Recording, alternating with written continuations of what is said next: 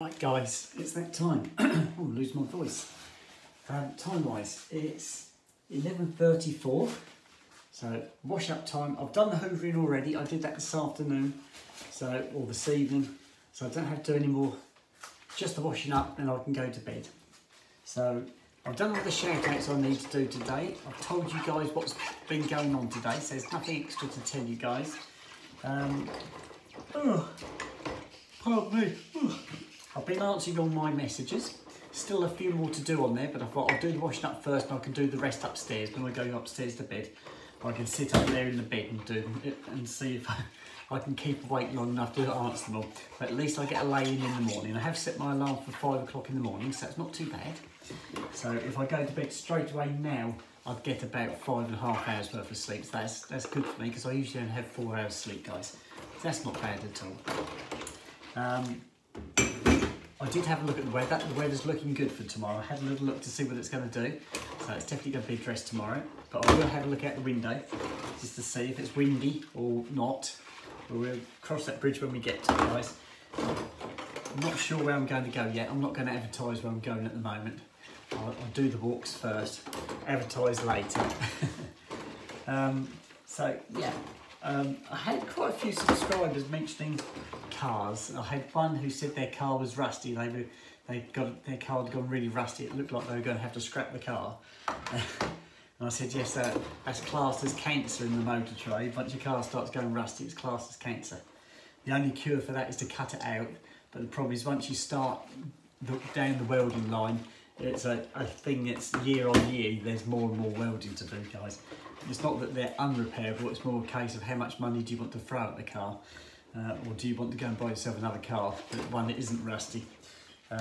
So as a rule of thumb I've always had, that when I've had cars, if they ever get to the stage where they start needing welding, I start thinking, yeah, it's about time to move on. Move it on while I still can, put a year's ticket on it and then move on, and then find something else that isn't rusty. It's not so much of an issue now with the modern cars, as long as they haven't been got at. The modern cars are really good. That's not what usually takes modern cars off the road. It's usually things like ECUs, electrical faults, things like that will take a car off the road now, because of the sheer cost of them.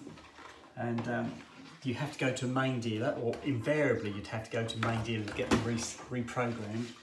It's not straightforward, and you know, when the car's not worth a lot of money, you're not going to spend another £1,000+ on an ECU when the car's not worth £500. So a lot of the time you go to scrapyards now to get bits for a car, and the cars there are probably in better condition than your car.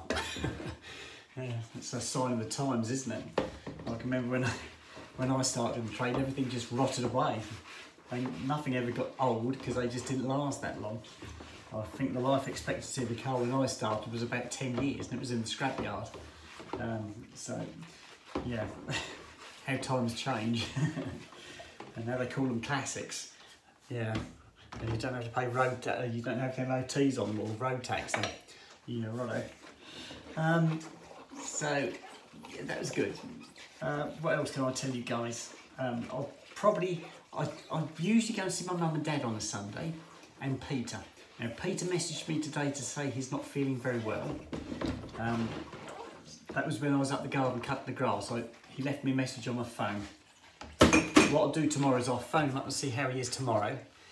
If he's okay, I might pop round and see him. But if he's not okay, then I won't go and see him. I don't want to catch anything or cause him problems if he's not well. So we'll give him a call tomorrow and see how Peter's doing tomorrow. And likewise, my parents, I usually go and see them on a Sunday, cut their grass.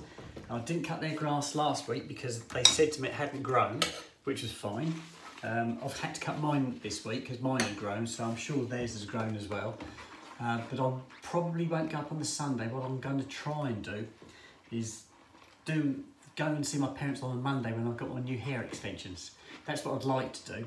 What I'd like to do is get back from Birmingham and go and see my parents, show them what I've got, and then cut their grass while I'm there. And see how that one works, guys. I hope it works okay. So I haven't seen either of my sisters. I keep saying I'm going to send them a message about arranging another walk. but I just haven't had a chance to message them. I ought to, because what's today? Today's the 10th, isn't it? So we're into double figures already. Yes, this month is flying past already, and I'm noticing it more now as I was driving to work last week. A lot of the fields are now cut. They're actually ploughing some of the fields up now that have brought the corn in, and yeah, they're actually ploughing the fields up now. So yeah, the year's going, guys. It's going quickly. I've got this week's holiday. I've got 3.5 days to play with that I haven't booked yet, and I think I might have those as odd days, possibly in September. I'll see if I can get some odd days and see if I can get long weekends, if I can have a Monday or a Friday off so I get a longer weekend. That'd be quite nice. That will use up those 3.5 days. I don't know that I'll get 3.5 days in one hit, because I think there's just too much work at the moment. But I might be able to sneak the odd day in. So that's my intentions for those days. I've got another holiday booked for November. I am planning to go to somewhere like Duckwood in November. That's what I usually do. I usually go to Duckwood once a year. It's my favourite museum, and I go there year on year. Not a lot changes, but I like to go into the restoration hangar. That's my favourite place, and see how they're getting on. Likewise, Hendon. Hendon is a real good one for me. And the last time I went to Hendon was the Easter that my marriage all went wrong with my wife. That was she'd gone away for the Easter, and so April went out to have a good time and enjoy herself. And Hendon was where I went when my wife was away, and then when she came back, all hell broke loose. So that was the last time I actually went to Hendon. So that will bring back memories. So I go to Hendon again. Hendon's a really good one as well. Hendon's in North London. It's quite a nice, easy one for me to get to, just around on the M25 and drop down into London. So it's not too far inside London. So it doesn't cost you anything to go into Hendon either. That's a freebie. Whereas somewhere like Duxford, it's quite expensive to get into Duxford. I haven't, well, since last year, I think it's got to be something like £20 or £25 to get into Duxford. Or, okay, you can spend the whole day there, but you can spend the whole day in Hendon if you want. But there's a lot more to see at Duxford than there is at Hendon. And Duxford is set over a big site. It is a big site, and it is a flying airfield, guys, whereas Hendon isn't now. It's all hemmed in by buildings, and all the runways have long gone. Hendon, my grandfather, when he was in the RAF, before the Second World War, he was an apprentice in the RAF, and he used to, one of his jobs at being a trainee, he was a trainee engineer, and he used to have to go to Hendon to hand out brochures when they used to have the air shows on. And I think he went in 1937, I think, 36 he joined the RAF. And yes, by the time he'd finished his apprenticeship, the Second World War had broken out. And so he was right in the thick of it. But yes, I took him to Hendon. I took him once. Yes, I took him once, and that was to see a specific aircraft. My grandfather, he started off as an apprentice engineer, working on, he worked on Wellington Bombers. He was based at RAF Mildenhall, and that was an RAF base at the time. That was before the Americans came over and had the base. And it was a RAF bomber base, and they had Wellington Bombers there. My grandfather looked after the Wellington Bombers, and there was a Wellington bomber they dragged up from Loch Ness many years ago, guys. I don't know if you can remember it. Well, that was one of my granddad's aircraft. That was one of the squadrons he looked after their aircraft. And so that was one of his old aircraft. And I actually took my granddad to Brooklands to see that that Wellington bomber. So yes, really, really interesting to think that my granddad had actually worked on that during the Second World War. And it's there, right in front of you. You can touch it, guys. Yes, fantastic. So yeah, so I forgot where we were going with this. So anyway, yes, I'm looking to go to Duxford in November. I could possibly do Hendon as well. I'm not sure. We'll have to see how that one pans out, guys, but definitely Duxford. Right, I've done. Let me get the towel. Oh, just wipe my gloves up and then I'm going to bed, guys. You can come up with me if you like. The dogs are already tucked up. I'll put them to bed already.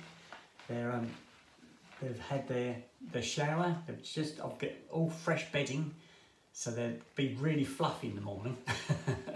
And they're like little lambs in the morning. Once they've had a shower or bath, the next morning when I get them up, they're all fluffy and they bounce about. They bounce about. Right. Okay. Let me take these gloves off. Back door's locked. Take the key out. Oh, guys. Right, you go to bed, guys. Come on, bedtime. Right, I can hear when the dog's having a shake. Right, here we go. Shall we go up? I think so. Come on, let's go to bed. Night night, guys. You be good. Let me just turn the light on in here, guys. And one on the hallway. Which is that one. And that one. There you go. Right, let me turn the kitchen light off. Right, I'll see you in the morning, guys. Sleep tight. You be good. Right, boys are tucked up. Oh, I better turn the radio on for them. I always leave the radio on at night. Gives them something to listen to. Here we go. Okay. Night night, guys. Right. Right, that's out. Shut the door so I can't hear the radio upstairs. Otherwise I won't be able to sleep, guys. I'll take some bits upstairs as well. I left them on the stairs ready. Here we go. Oh, I've got to turn that light off. Hang on, guys. That one, that's it. Here we go, upstairs we go. It's all lovely and clean up here. It smells nice and fresh as well. I've left the windows open upstairs as well. It's really hot up here today. There you go. Right. Here we go. Right, we're in, guys. Ah. Right, I'll put the stand up again. Oh, here we go, guys. I'll put that there. Oops. There you go, guys. Right, I'll take my jewellery off and then I'll get undressed, but not in front of you guys. You don't get to see that much. Oh, I can't get my watch off, guys. My fingers are so weak. Hang on. The catch is I've got my nails on. I can't put my nails there because I'll pull my nail off. So I'm trying to use a nail file just to flick it over. It's not very easy, guys. I might end up sleeping with the watch on tonight. Oh dear. I'll give up. The watch can stay on, guys. Right. Oh, hairband off. Oh dear, guys. Oh, so tired.